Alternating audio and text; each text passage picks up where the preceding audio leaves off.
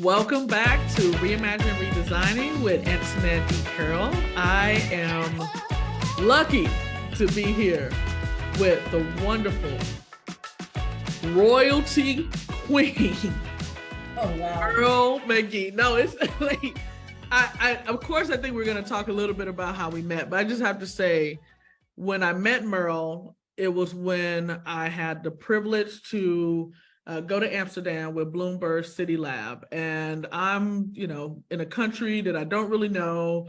I'm in a space where I don't really know. And Merle just kind of came up and was like, who are you? What are we doing? Let's make magic happen. And as you listen to this conversation and you hear our discussion, you will see why Merle is now one of my favorite people, period. And so, Merle, I am very excited for you to be here and share more about your work and what you're doing to reimagine, redesign. But first, I want to just say welcome. Well, thank you.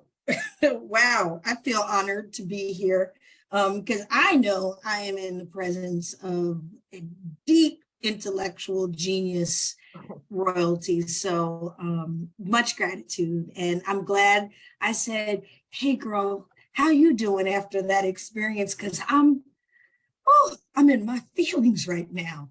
And thus the journey began. And it's been quite an honor and a privilege to spend time with you and get to know you.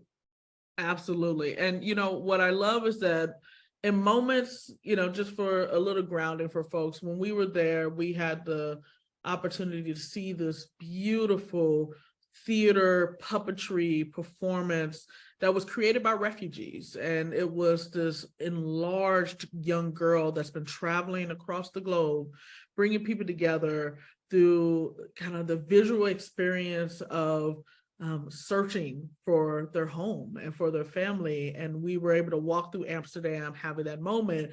And we, like, a few of us in the crowd are looking at each other like, are you experiencing what I'm experiencing?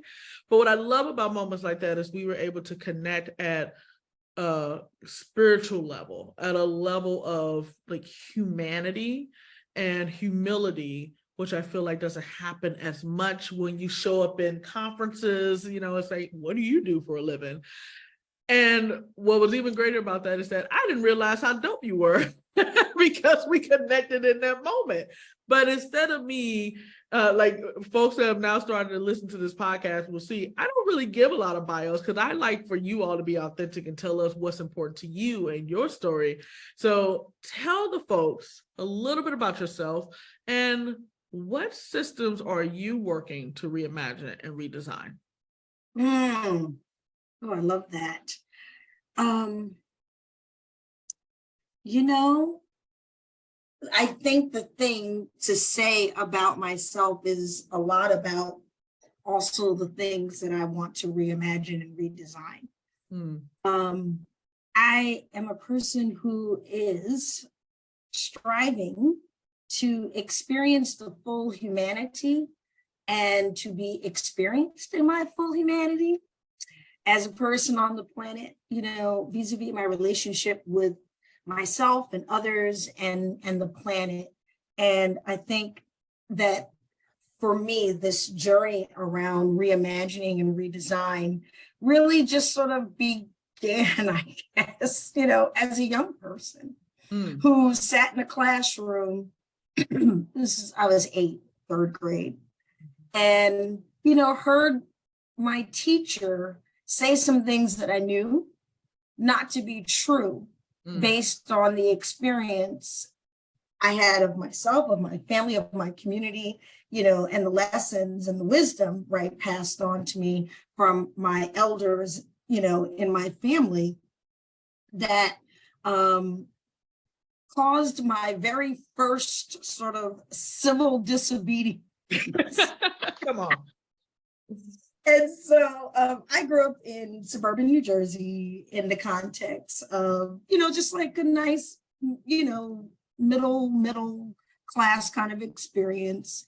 I had the good fortune, though, of my grandmother's legacy in working to desegregate the schools in the town that I grew up in, to be able to have access to Black teachers.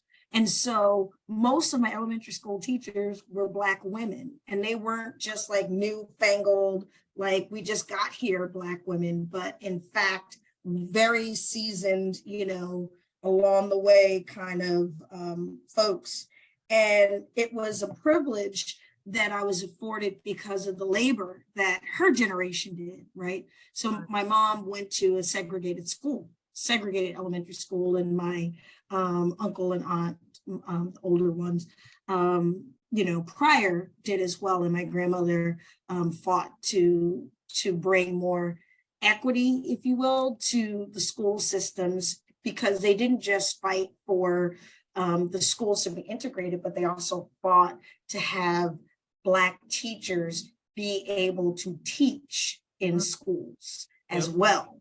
And so they were looking at the long game around how to ensure that their grandchildren and those to come after weren't going to just have educators that didn't look like them, but were in integrated classrooms. And so when the one non-Black teacher that I had in elementary school,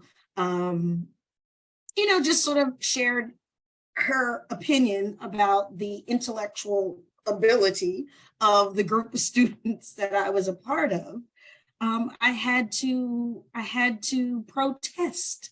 Now it got me sent to the principal's office, but I give my parents a lot of credit because they stood by me and they were like, "What you not gonna do is damage this, this child's spirit with, lies about, your attitudes about Black folks, basically." And so for me, reimagining, redesigning a world where I have access to my full humanity and people get to be seen and experienced and cared for in their full humanity has really been the legacy handed to me from my grandmother and my grandfather and my parents. And so that's a little bit about, just sort of like how long I've been thinking about this ain't right, something wrong here. And not just that, but let's do something about it. Mm-hmm. Let's speak about it. And then later, as I've grown into adulthood, let's actually work to reimagine, what we want the world to be, or how we want to be in the world. Look, anytime a Black person says what you not gonna do, movements are about to happen. Whether it's internal in the family or it's external in an entire sector of education, right? Like, many times we talk about how do we reimagine, we design these large, grandiose systems because they are large and they're overpowering and they're all encompassing. We talk about education as like a narrative and lively shaper. It impacts our perspectives about each other, our life expectancy, our quality of life. It's very large. And the work of your ancestors, the work of your family and the work you're doing going on is really looking at what does even that intervention at the city level, at a community level, what is the ripple effect of that to really sustain the impact over time and not just kind of that performative work, right? That's right. That's right. Well, and I think it's important that we know that people are systems, people are institutions. They don't exist outside of us. We are and we represent institutions in our bodies all the time. So there's no real division between the systems and institutions that we're seeking to transform or reimagine or redesign, and ourselves. And Grace Lee Boggs said, you want to transform the world, transform yourself. Exactly. So many folks I've talked to, they make it seem like it's this pie in the sky, and it's like, these are made of people. Like, it's literally made of individuals. And in your life, in your career, you have worked with multiple folks. You've worked with multiple systems. You've worked at YWCA, you've looked at Planned Parenthood, you're now doing the deep work at Everyday Democracy. How has these different spaces been similar, and how have they been different when you've tried to look at how do you change the system sustainably for the better?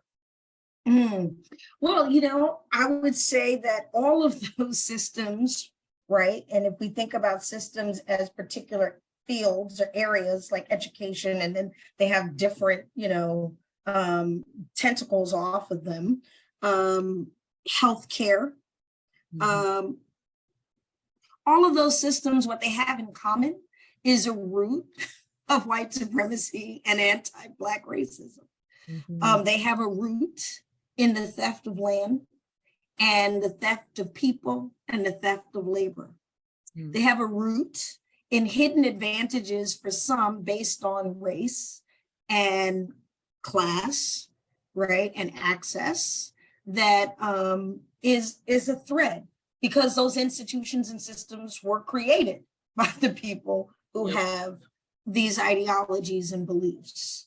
So that's what listen, I think everything has anti-Blackness in it, because it is.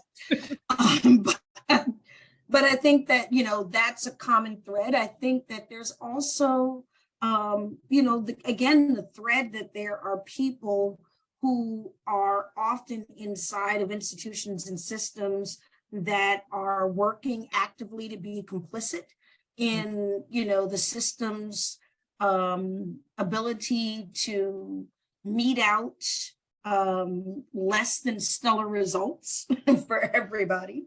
And I think that as much as there are those who are complicit, there's always a coalition or group of people who are looking to make them more just and more fair and more equitable. And so I think institutions share those things in common on the biggest threads. And then, institutions, systems, are like society. They have the norms. They have their norms and practices, the things that you see above the iceberg. We all know that reference, right? The iceberg, and the things that happen below the iceberg. And for sure, the things that happen below the iceberg, right? The attitudes, beliefs, and assumptions are the things that ground those institutions. And so as I have thought about the work that I've been doing over the years, it is, yes, on some level to address the things that you see above the iceberg, but that the real transformative change that needs to be sustainable happens in the places and pockets where it's not so visible. The hidden norms, that shape how people get viewed around promotion, right? Get viewed around performance and work style and ethics. It's also, the norms that and beliefs that drive how children, particularly children of color, get treated inside of educational institutions and systems, where the attitudes that shape the formation of our nation, right, are very much alive and well in the institutions, because they're alive and well in the people inside the institutions, because the people are the institution. Yep.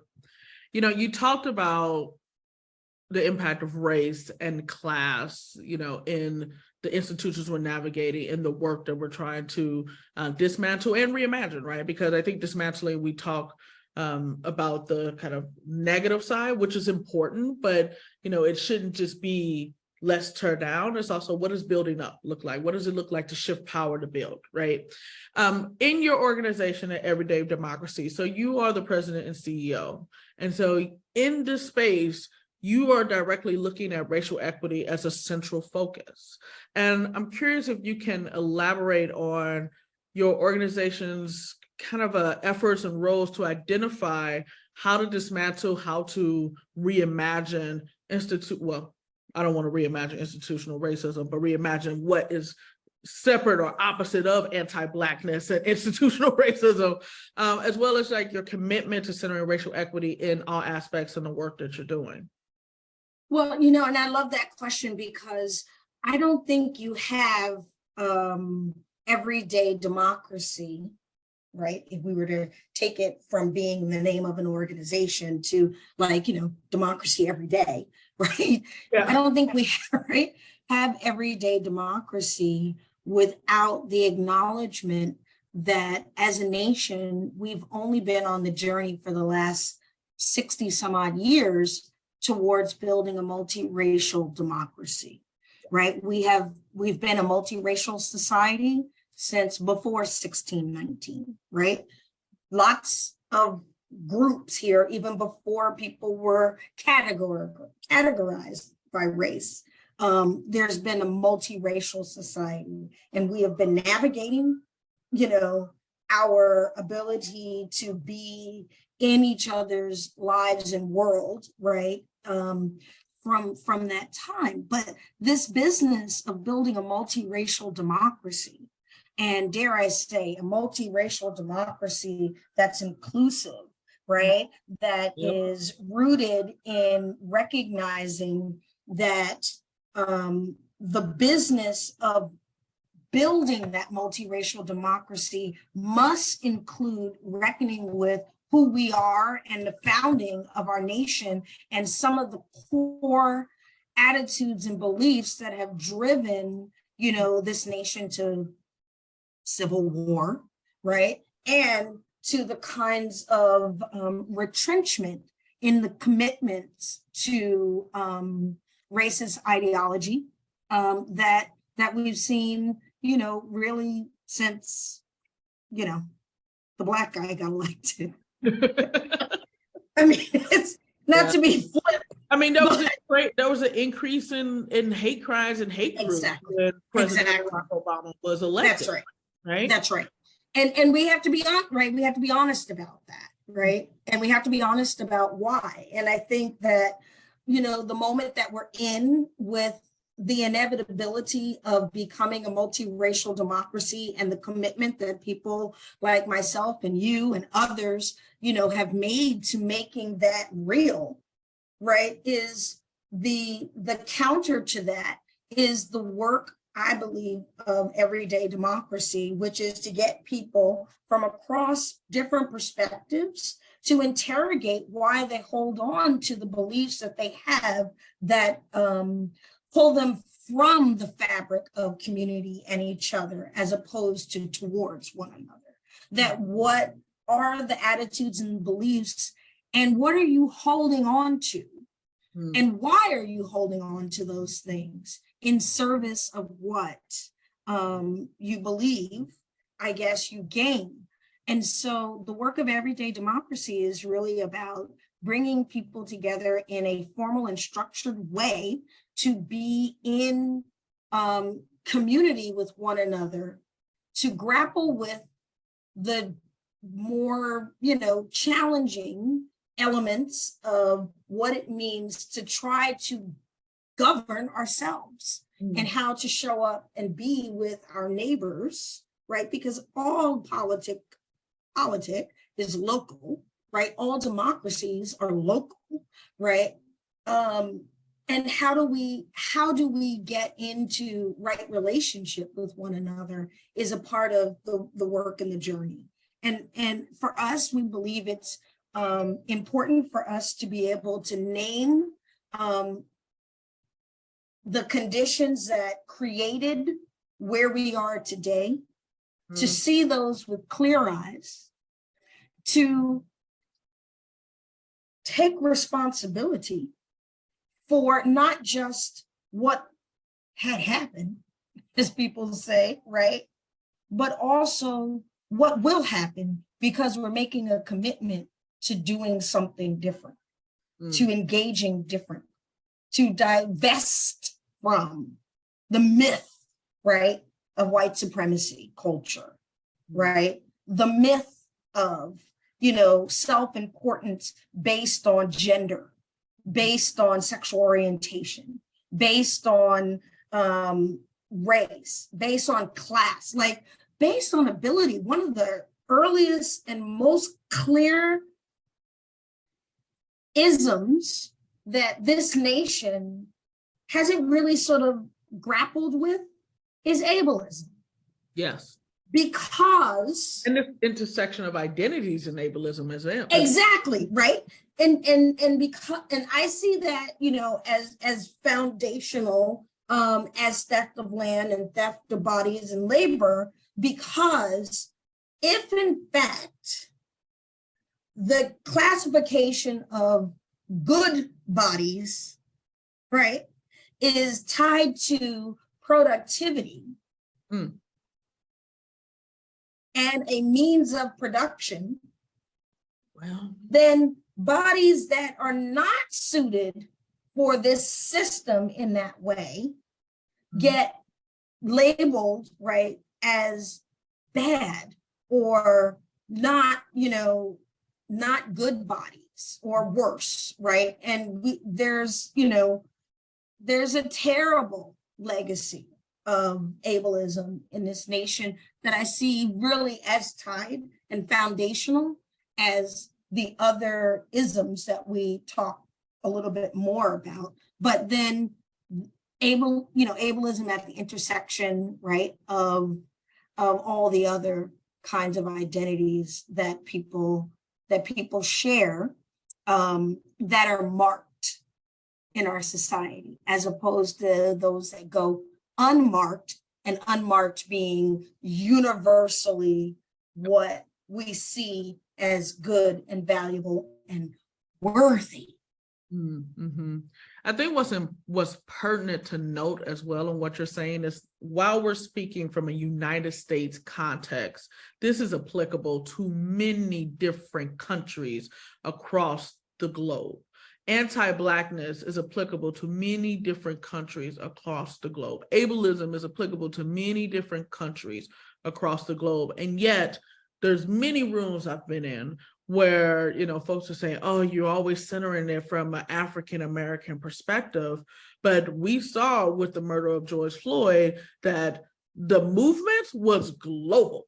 It was not just a United States conversation. And when I still show up in spaces, I'm very honest that I am coming from the perspective of a person in the United States, because we love to go in other countries to tell them what they need to fix and what they need to do, but don't ever want to look in our own backyard and say, what are the things that we are going to change, right?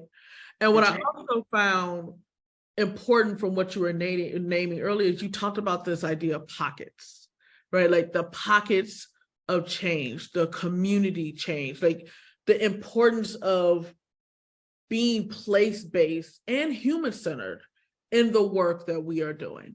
But understanding the intersection of many different identities, because me showing up as an African-American woman, one, I'm not a monolith. There's many different versions of African-American women. I come from different geographic background. I've come from many different experiences because of my cultural heritage, because of my familial history. There's a lot of things there.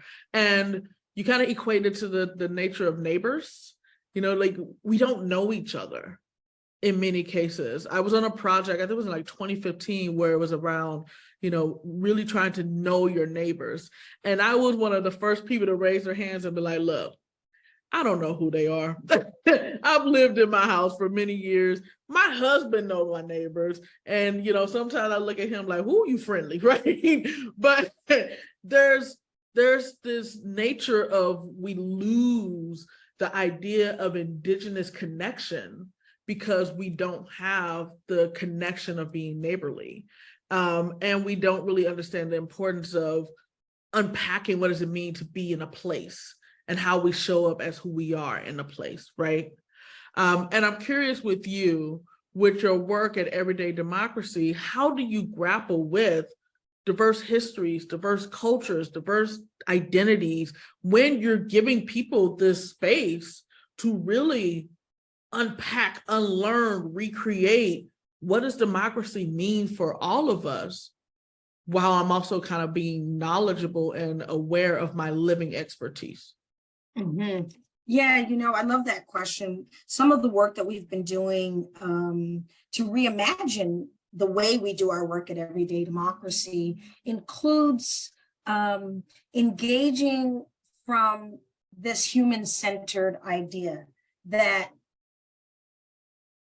the way that our society is constructed, there is the opportunity for folks to have experienced trauma in trying to navigate moving about in a society that is structured with so much inequity.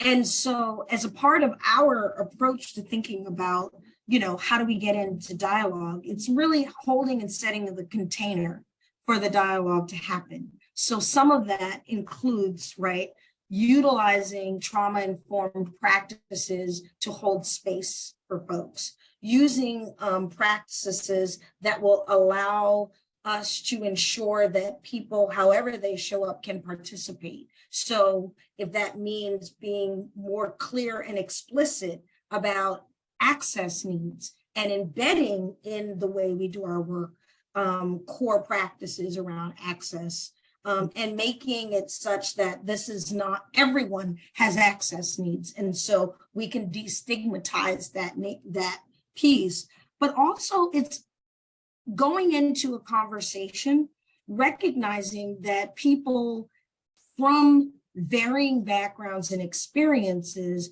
are coming into a room, but still are inside the same context that creates the space of the room.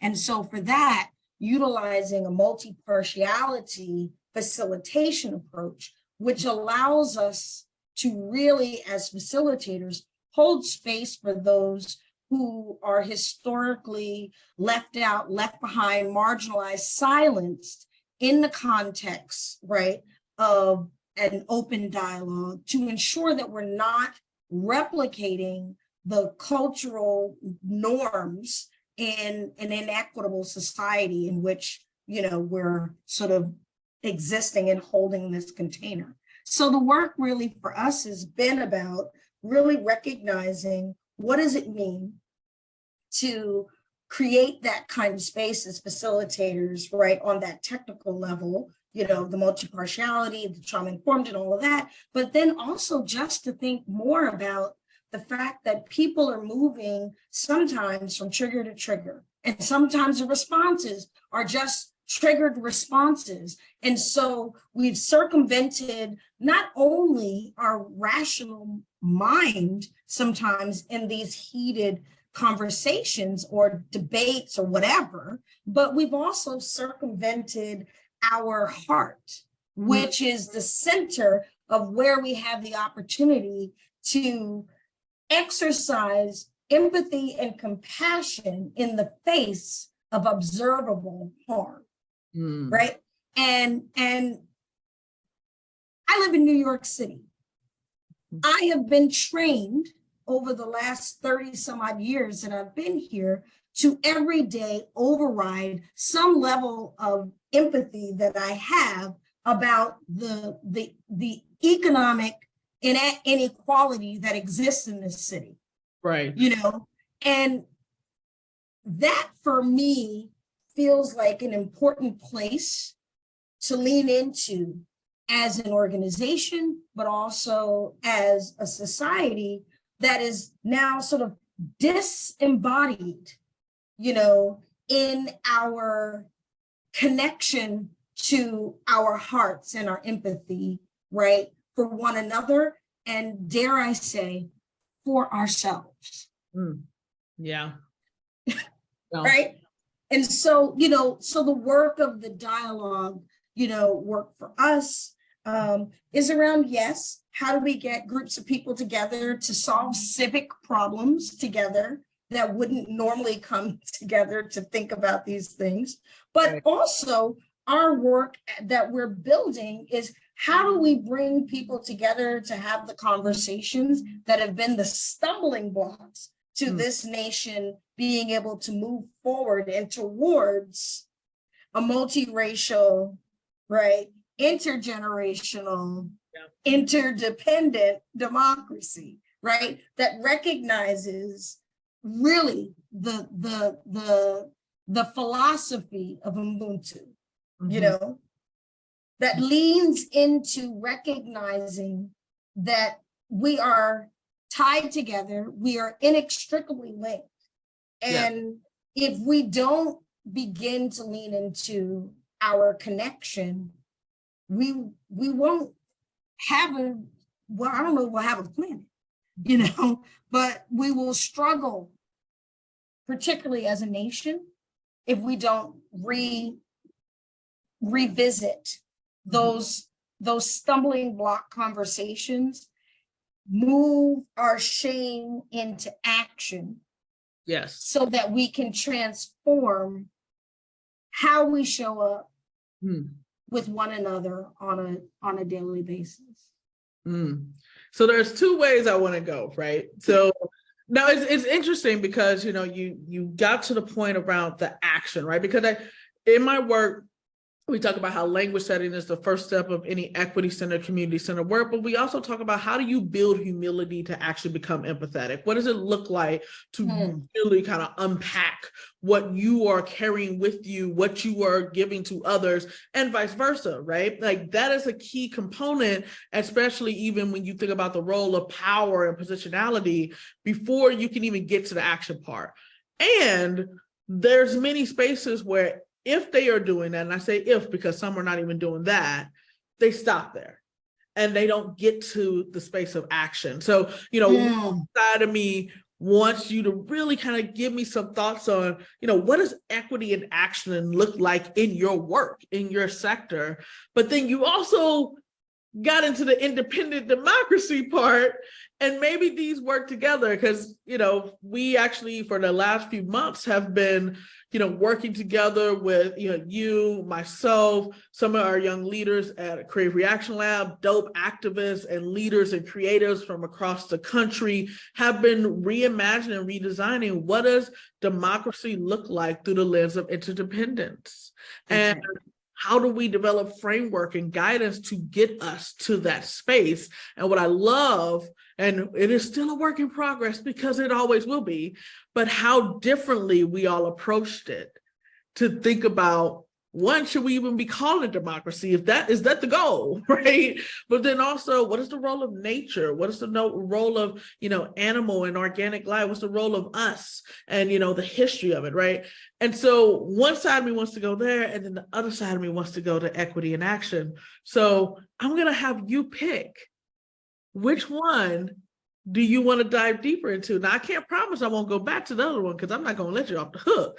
But yeah, you know, I mean, what I'll say about equity in action, I think the first thing is people need to know what it means. Yes. Because mess.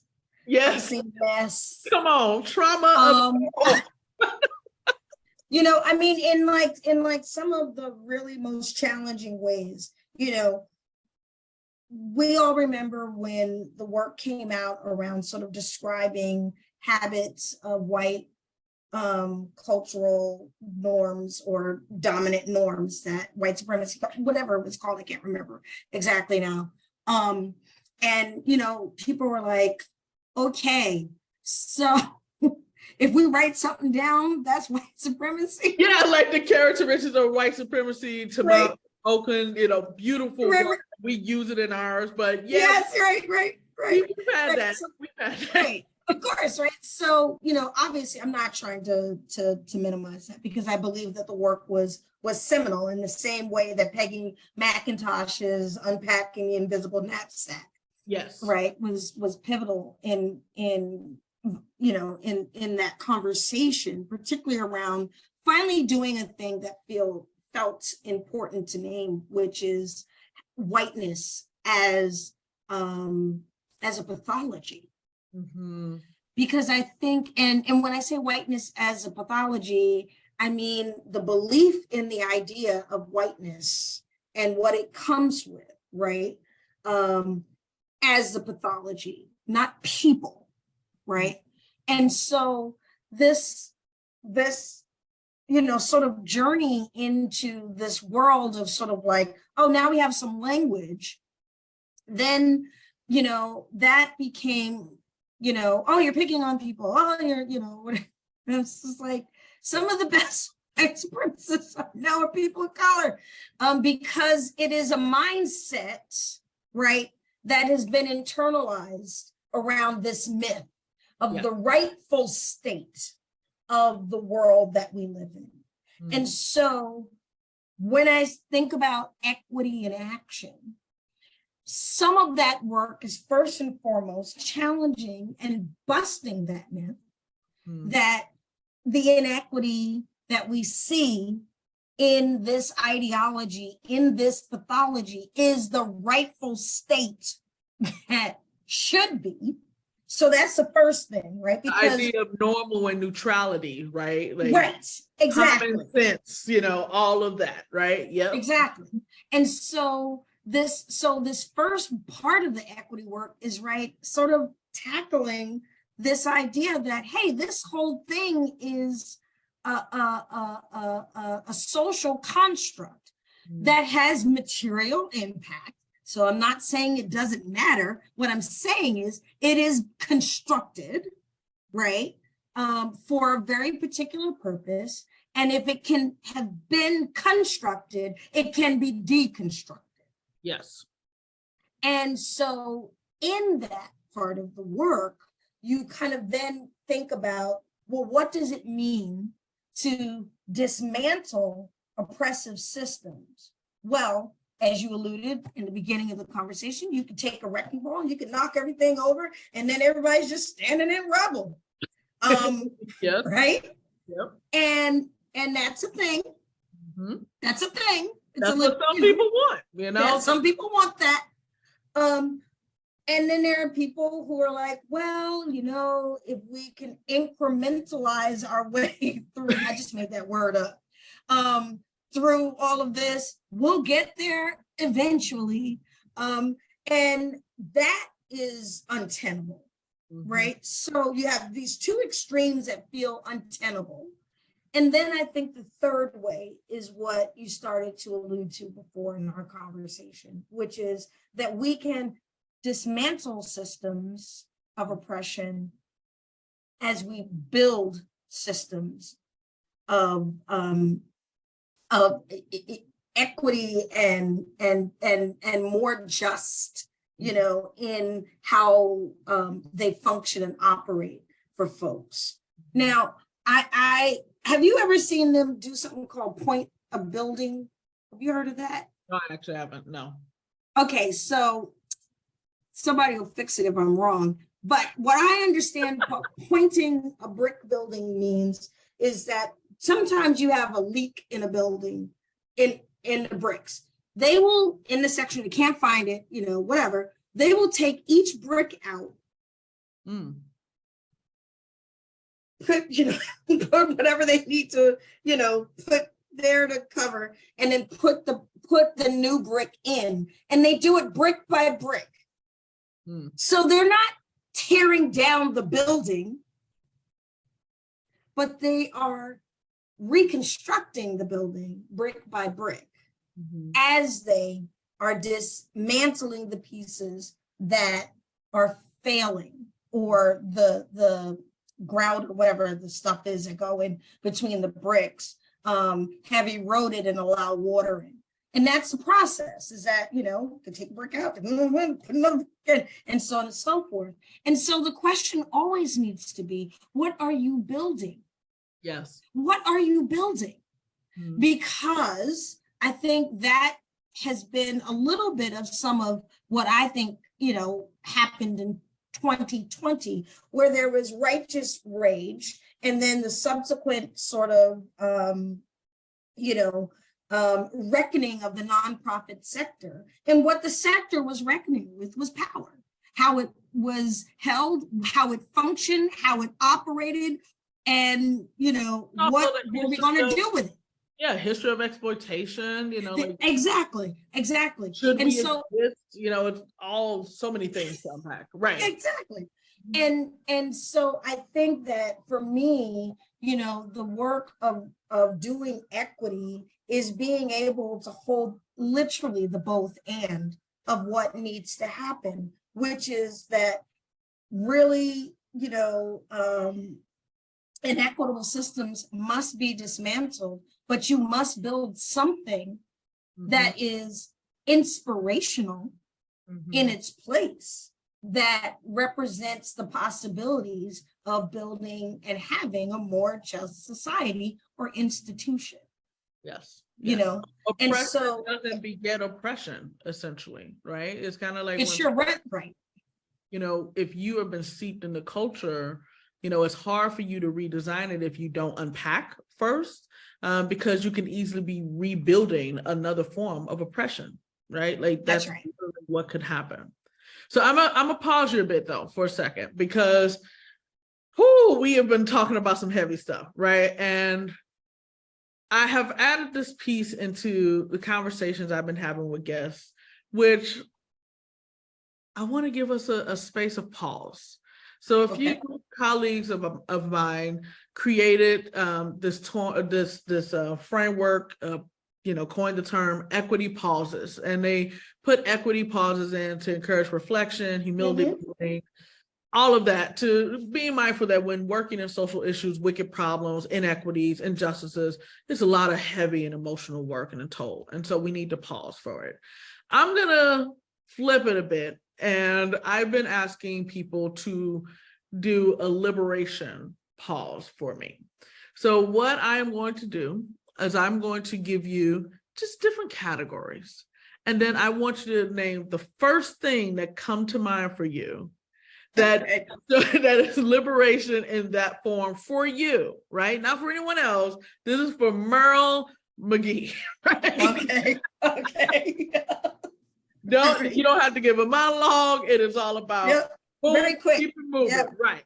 So I can tell you're an avid book lover and reader. So I'm going to start there. When you think of liberation and the word book, what comes to mind for you?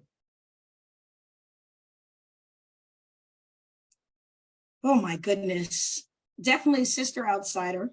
By Audre Lorde, and I'm Not Your Negro by James Baldwin. Yes, two wonderful books. I'm gonna then ask you, what about film?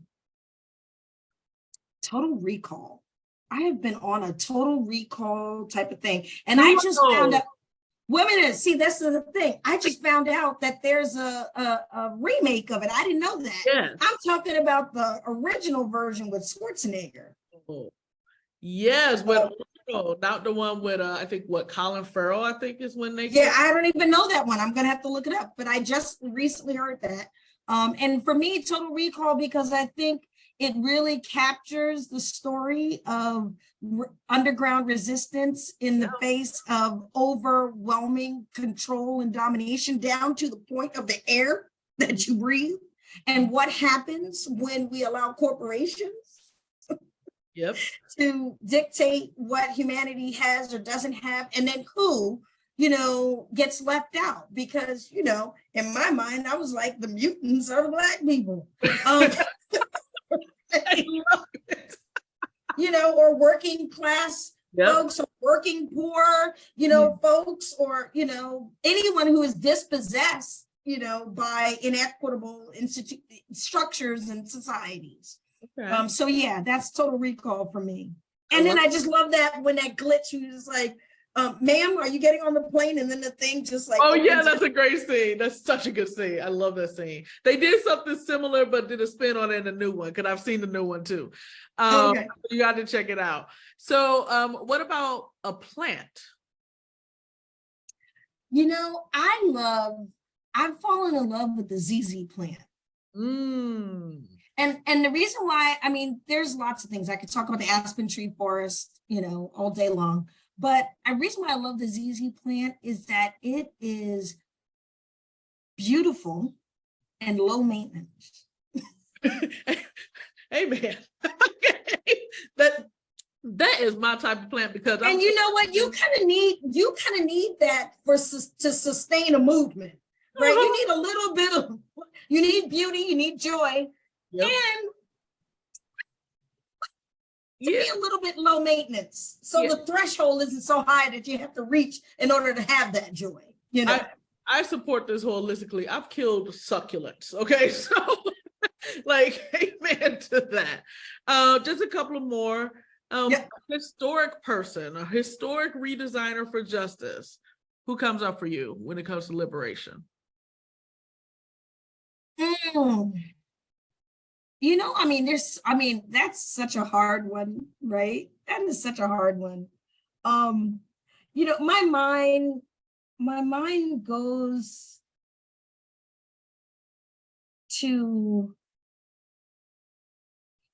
Black queer feminists, Okay. you know? I love how you Like, pick the whole group. yeah, you know, you know, my mind goes to, you know, for this moment that we're in, the dreamers, the architects of, you know, the current manifestations in the Kara Pages and Erica Woodlands and, you know, Alexis Pauline Gumbs and Adrienne Marie Brown and so on and so forth. Really, right? It's the Combahee, you know, River Collective, right? This group of folks, women, right, who Black women, Black queer feminist women who recognized the importance of putting words to the experience, but not just words, putting an analysis. Yes. Right. You know, so the question around equity, right? What do you need? You need an analysis, right? And you need a commitment to recognize that the past is the present, and that's what you are attending to as you move in the work, you know, of doing. Okay. Two more. Color. Color. Oh my gosh, I always wear blue. I wear blue. And I love I love all the blues. And the reason why I love all of the blues is because it reminds me of Yamaya, right?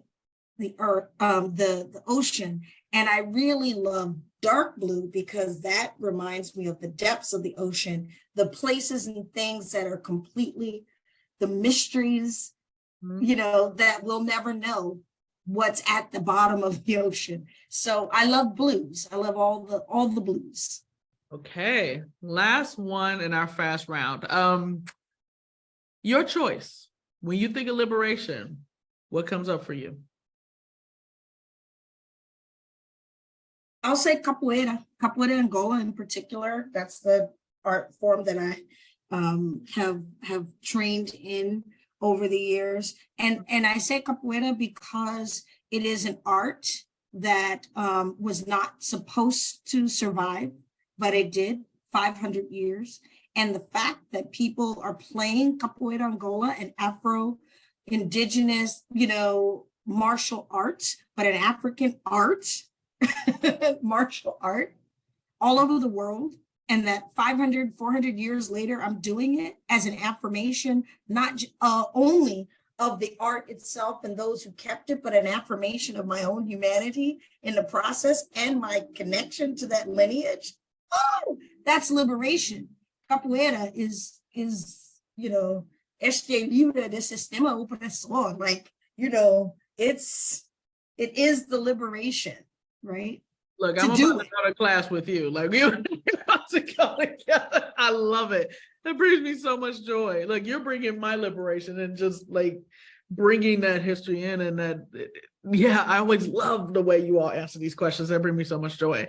So let's just jump back in right before. Okay. Thank you for taking a liberation pause with me. So I want to go back to the point you brought up about pointed, right? Like the pointed and the bricks and going brick by brick. So it reminds me a bit of what I talk about a lot around how equity to me is cathedral building. So some people, when they hear it, they're like, oh, tell me more, right? Because I'm like, whether religious or not, let's think about the process of cathedral building. Cathedrals, the physical manifestation of them took hundreds of years. And the individuals that created and the first plans that were laying the first bricks and using the different mortars and materials, they understood that they would never see the final piece, but they believed in the work so much that they understood the role that they were playing. But also, like these physical buildings, if you don't sustain them, if you don't take care of them, it deteriorates over time.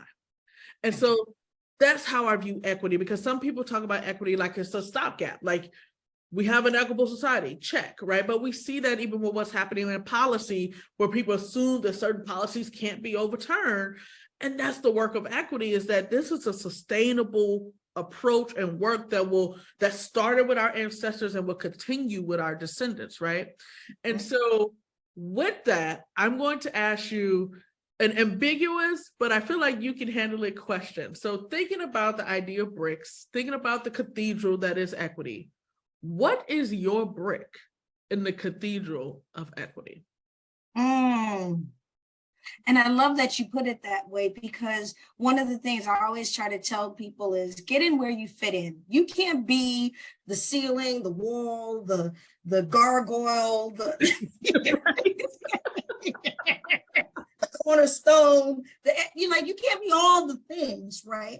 But when you recognize that if you are in your lane and on purpose and holding steady, right, you are essential to the whole structure, right? That's what keeps the building up, that all the bricks agree that we're going to do our part. Right. And so, for the work that we're really trying to bring into the world at Everyday Democracy is the importance of being able to have good dialogue, not a discussion. I go, not you go, debate. I go, you go, not a debate where I go, you go, yeah, all the time. But even discussion is like, I go, you go. But a dialogue that allows us to pause, be embodied, recognize that we are present to the humanity in ourselves and in others, and to lean into what are those possibilities? What comes out of the possibility of my seeing and being in my full humanity, and being and seeing you in your full humanity, recognizing that there may be ideological things that we are going to, not see eye to eye on all the time, but that there is a possibility that we can be to each other what we need to be to each other, which is, right, fellow sojourners on this very brief moment that we have on this rock, right, where we're not actively harming one another as the condition of being, seen, heard, valued, or respected, right? So I think the work of Everyday Democracy is really teaching people how to engage with one another towards social action, right? It's not dialogue for dialogue's sake. Yeah. It's to what end? Yep. How do we understand the issue that we're trying to solve civically better from multiple perspectives, centering those who are most impacted because we know they hold essential information, but also solutions around how to transform systems by the very, by the very fact that they're navigating and surviving them all the time. Like, that's really the work of Everyday Democracy. How do we get in good conversation with folks? Right. So I'm going to challenge you a bit. Please do. So that's Everyday Democracy's brick. What's yours? Oh, my brick. Oh, me? Oh, I'm sorry, I didn't understand the question. Don't need to apologize, because here's the thing. Yeah. I want people to know about the work of everyday democracy because it's profound work, right? Like there's not many spaces that are talking about independent democracies, right? Like I think that's important to unpack. And I also want people to understand who's Merle, the redesigner for justice. So Yeah. what's your brick?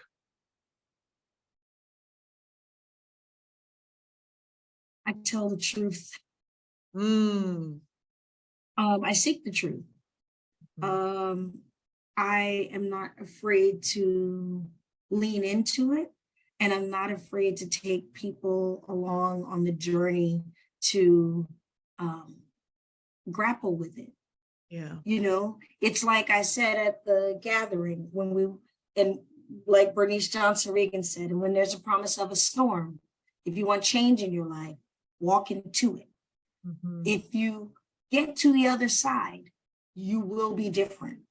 So wade in the water, because it's going to be troubled water. My work has always been to wade in the water and to encourage and inspire folks to wade in that troubled water with the faith and knowing that we got this. Yep. We have the capacity, we have the humanity, we have the compassion, we have the empathy, we have the wisdom and the discernment. Mm. If we could make it, it can be unmade. That's true. If we learned it, it can be unlearned. Mm-hmm. And so that, for me, feels like my purpose, to really be able to carry people through what feels like contentious situations where they're not sure if they're going to make it, if it's going to, like, you know, are we all going to fall apart? Is this just going to go to hell? And, you know, and then we find out, hey, guess what?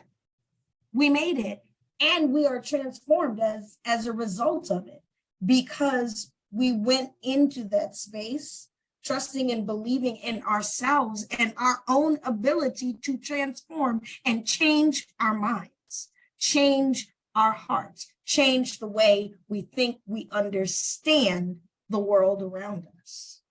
Mm. So I know we're getting close to the end, and there's two questions I want to ask you about. So I'm gonna ask the first one. What's your biggest I don't know right now? If any of this is going to work, I'm just playing. Look, speak for all of us, because let's be clear, there's no path of equity. We are trying to figure it out. Okay. I mean, that's we are trying to imagine a world that we don't remember. It may be in our ancestral collective memory, but it's so far back we're trying to grasp at it. We're like, what? Huh? You know, I was thinking the other day, like, what would life be like if we didn't have to like work to be worthy of a home? Like, come on, y'all. What is that like? That's wild. You know, but so I think that the biggest I don't know is what I think anybody would, I guess, say in the moment, where a lot of things are in flux. We have never, to my mind, been in the moment that we are as a nation today as we have been since 1865, when we got to make a decision about how we wanted to move as a society, and they made a choice, a great one, went on record with that, right? But I think we're back at that moment where we're getting to have a chance to decide, do we want to build this multiracial, intergenerational, interdependent democracy? Or do we want more of what we have, which doesn't work for a huge swath of people? And even the people who think that it's working for them, it ain't working for them either. Yep. Because the psychological wages of whiteness does not give you universal health care. It does not give you quality education. It does not guarantee you clean water, houses. So like that I think is the question that I have. Mm-hmm. You know, my biggest, I don't know how all this is going to turn out, but I got to keep running. I got to keep going. I got to keep doing my part, because if there's a chance that it could work out, I want to have said I was a part of it. No, I'm just playing. I want to play my brick. Yeah. You know, I want to be my brick. Yeah. You know, I want to be a part of the legacy building, right? Like that's so important. So I want to close on this question that I think is flowing a bit from where you were naturally already going, which is wonderful. We don't know what Indigenous culture looked like. We're trying to get connected. We're trying to learn. We're listening to, elders, trying to get that. And 100 years from now, our descendants may be thinking the exact same thing. So I'm curious for you. Let's imagine we're in the year 2123. What's different about the world for our descendants? How has it been reimagined and redesigned to give them and us what we need for joy and liberation? Joy is your birthright, and that we've built a society that is constructed around the belief, right, that your birthright is to be cared for, well-loved, joyful, able to apply your gifts and your talents to, the construction of, the society that you're living in, and that we have governance systems and societal norms and values that are rooted in the belief that just because you're here, you're worthy. Mm-hmm. Mm-hmm. That's what I would wish. That's what I would like to, reincarnate it back into and be like, oh. Come up in there like, well, see, they did it. Look, I knew it was possible. I knew it was possible. And I was part of the legacy building. Now don't erase my name. Exactly. Yeah, I think that it sounds hokey, but I think that what's possible stems from that kernel of truth.